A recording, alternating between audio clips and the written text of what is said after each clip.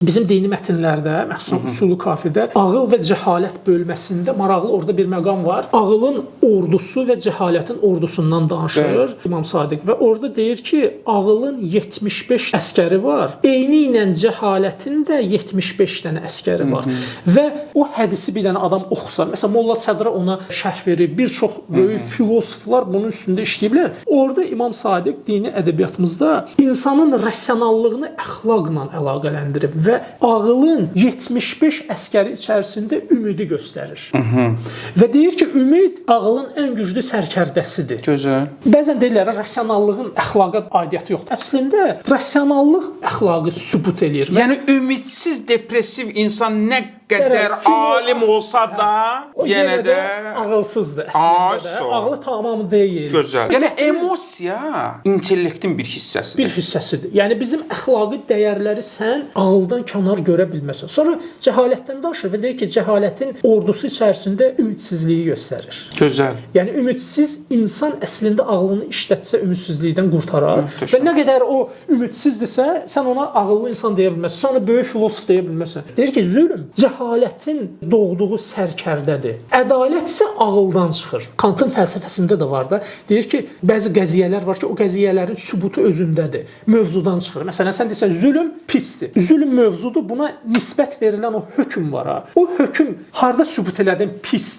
Dir. Bu dir hökmünü hardan verdin? Məsələn, Kant yanaşmasında o deyir ki, sən zülmü təhlil elə. Zülmü sən bilsən nədir? Qərarı avtomatik verəcəksən. Mövzunu, predmeti, mübtədanı təhlil elə, mübtədanı.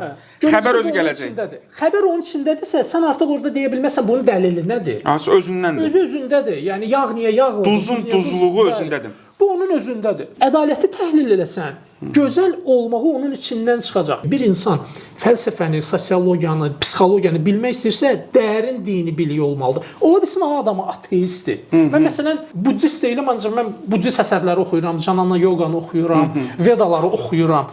Yəni, oxuyuram ki, orada bəzən elə bir cövhərlər çıxır, o tətbiq edirsən. Sən dini ədəbiyyatı oxu, dini inancın yoxdur. Bizdə mən görmüşəm ki, bir insan Tanrı deyirsə, dini mövzuları oxuyursa, deyirlər bu, hətta bizim bu güyəki ziyalılar deyir ki, bu məsələn geri qalıb. Sən bir dənə dünya tarixinə bax, sən bütün böyük dahiləri, dini əsərləri oxuyan görəcəksən. Adam agnostikdir, ancaq dini ədəbiyyatı oxuyur. Liderlik mövzusunda ən məşhur dünyada əsərlərdən, yəni onluğa düşür də. Bütün mən referenslarda baxıram, saytlarda, onluqdadır. Stephen Covey'nin məşhur əsəridir, mən də o çox istinad edirəm. Deyir ki, mənə görə ən böyük tarixdə menecerlərdən biri ya birinci Yusuf Peyğəmbərdir. Çünki həbsxanada olanda da, kral olanda da tövrü dəyişmədi. Şəxsiyyətini itirmədi. Liderin ən böyük stabillik. Və yaxud da ki, böyük rəssamların, heykəltaraşların əslində Louvre-dan tutmuş Vatikan muzeylərinə gedin. Sixtin kapellasında tavana baxırsan, Adəmin yaradılışı səhnəsi var. Tanrı Adəmin barmağına toxunur. Bütün ətrafı